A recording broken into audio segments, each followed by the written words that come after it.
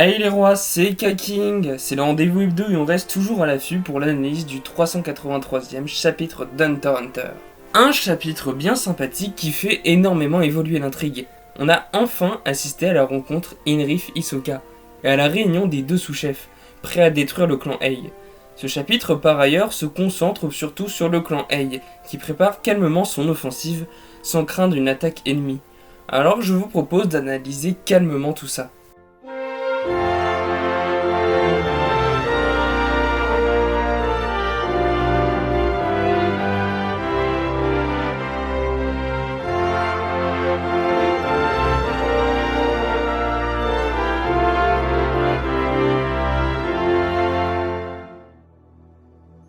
Encore dans la continuité du précédent, l'intrigue évolue bien plus rapidement que prévu. J'avais théorisé que Luini, n'étant pas quelqu'un de stupide, ne s'attaquerait pas sans préparation à la brigade. Eh bien ce serait omettre un détail, il n'est pas stupide, il est très stupide, car il va carrément aller leur proposer une collaboration.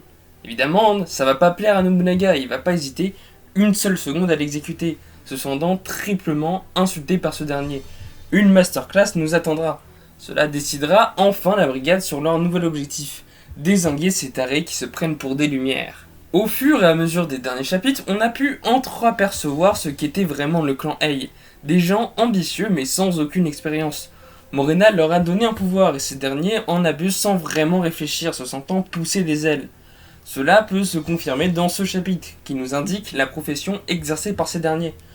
On a un agent immobilier, un gamer, un assistant détective privé, un employé de centre de jeu et on a même un étudiant. Ce ne sont que des gens random qui ont été manipulés par le discours de Morena et qui ont survécu à son test d'entrée, consistant en un massacre général. Mais il y a bien des professionnels, des gens plus expérimentés. On a par exemple ici un trafiquant d'êtres humains.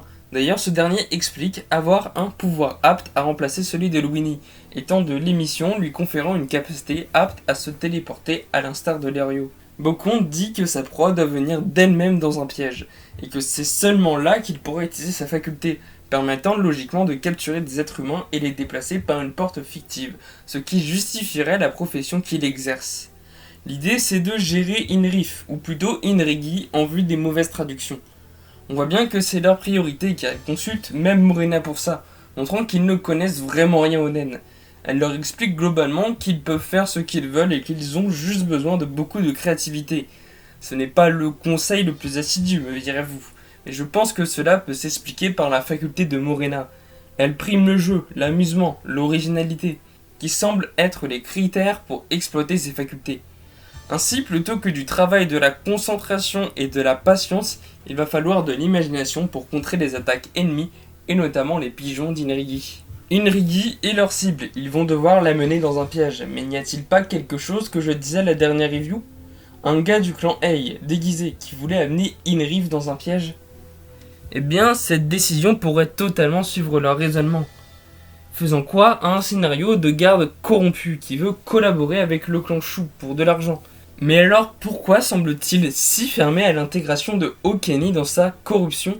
Au contraire, ça lui permet de se faire encore plus de pognon. Eh bien parce que Okeni pourrait venir tout gâcher à leur plan. On a déjà la preuve qu'ils ne connaissent pas du tout sa faculté, car le garde a peur simplement de son sourire maléfique le pensant ensorcelé. Et il a bien raison, il est très glauque le monsieur. Un sourire qui montre qu'il a bien compris la manipulation de ce dernier, et qu'il a hâte de voir la suite de leur piège. Inrigi l'a certainement compris lui aussi, mais ne le montre pas, montrant qu'il est tellement confiant concernant ses capacités qu'il n'exprime aucune crainte. Le garde va les mener dans un appartement où, soi-disant, il y aurait un accès au QG du clan Ei dans les toilettes. Déjà, en entrant dans la pièce, le garde se met à disparaître. Mais j'ai une théorie là-dessus. La condition d'activation, c'est de traverser la porte. Ensuite, vous êtes téléporté. C'est peut-être cette faculté qui permet l'accès au bureau du clan Ei, qui pourrait être une pièce fictive à l'instar du Hatsu de Nov. En tout cas, le piège ne semble pas fonctionner avec Okeni et Inrigi qui refusent d'entrer et qui menacent le vieillard à distance. Vieillard qui répète étrangement la même chose en boucle. À 3 reprises, il dira « De toute façon, je n'ai rien à cacher ». Un comportement très suspect. Et je vois mal Togashi amener un personnage juste chelou qui répète la même chose à tout bout de champ, juste pour la blague. Non, je pense que c'est la condition d'activation de sa faculté. Si on revient sur la planche où figurent tous les membres du clan Ei, on peut l'y retrouver. Ainsi, ce vieillard n'est pas quelqu'un d'anodin. Bref, c'était tout pour ce point sur le piège mis en place par le clan Ei, qui devrait être mis en scène au prochain chapitre, où un événement inattendu interviendra. Et cela pourrait être la brigade décidée à passer à l'attaque, ou encore Hisoka refusant l'offre d'Inrigi, avec qui il a pu s'entretenir dans le chapitre. En effet, après son altercation avec Zakuro et Lynch, il a proposé un rendez-vous au ciné à ce dernier. La chance, mais il l'a assommé au moment du choix du film. Le message était clair, je vais au cinéma, dites à votre boss de me rejoindre et c'est ce qu'ils vont faire. Inrigi va alors fouiller toutes les salles de cinéma jusqu'à rencontrer ce dernier. Il le reconnaîtra directement et s'assiera à côté de lui. Une discussion sympathique va alors être amenée dans la salle 8. Inrigi dévoilera enfin son objectif, en toute transparence. Et je ne pense pas qu'il ait menti, en vue de la réaction d'Hisoka qui lui demandera qui il pensait voir gagnant entre lui et la brigade. Ce dernier répondra en faveur de la brigade, ce qui amusera Hisoka. En fait, Inrigi cherche avant tout la stabilité sur le Black Whale, et il existe deux facteurs dangereux, le clan Ei et Hisoka. Une alliance a déjà été conclue avec la brigade pour régler la question du clan Ei, mais le risque est qu'Hisoka passe à l'offensive et les détourne de l'alliance, à moins que les clans les aident à les éliminer, ce qu'Inrif ne veut pas. Il veut que les conflits de clans et celui d'Hisoka contre la brigade ne s'entremêlent pas, car elle veut être entièrement spectateur de cette guerre entre eux, comme beaucoup de monde je pense. Cependant, cette guerre ne peut pas avoir lieu dans le climat actuel, ce qui romprait totalement l'équilibre. Il faut avant tout éliminer le clan Ei. Ainsi, la demande d'Inrigi sera la suivante, n'interviens pas et sois spectateur dans les niveaux supérieurs. Mais Hisoka refusera, aimant le rôle d'acteur autant que celui de spectateur. La métaphore est d'autant plus parlante que la scène se déroule dans un cinéma. Hisoka veut voir la brigade s'effondrer et l'attaquer. Il veut jouer avec eux et voir comment ça va tourner. C'est un acteur qui ne fait qu'appuyer sur le premier domino et qui regarde les autres tomber à sa suite avec satisfaction. Un spectateur. Donc évidemment, il va attendre la brigade et ne va rien faire. Cependant, il va garder sa petite vie dans le niveau 3, jusqu'à ce qu'on vienne le déranger avec grand bonheur. Je n'aime pas le chaos, dira-t-il. Mon œil, je n'aime pas intervenir dans le chaos que j'ai engendré serait beaucoup plus correct. C'est comme s'il regardait un film, qu'il n'avait pas envie d'interagir avec lui avant de le voir à son plein potentiel. Il regarde les fruits mûrir, cela l'excite comme avec Gon.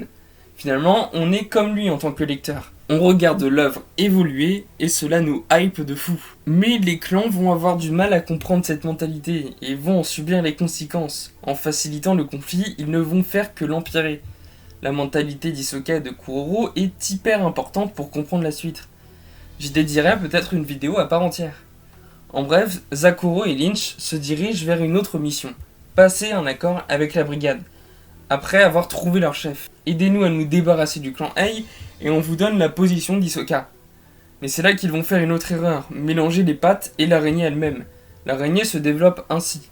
Les pattes vont chacun dans la direction qu'elles souhaitent, guidées par le même objectif. L'araignée finira par tisser sa toile afin de l'atteindre le plus efficacement possible, se coordonner sans le savoir. Chacun ira explorer ses propres pistes à son bon vouloir. Ainsi les clans n'ont fait alliance qu'avec 3 de ses pattes, pas avec l'araignée. Donc à voir la réaction de Kuroro, mais ça m'étonnerait qu'il accepte de faire le travail des autres pour les autres. Nobunaga, Finks et Phaeton avaient une bonne raison, on s'était foutu de leur gueule, il fallait les punir. Ainsi, si mon raisonnement est bon, on devrait voir Kuroro pour le prochain chapitre, et une conversation avec Zakuro et Lynch qui abordera ces points-là.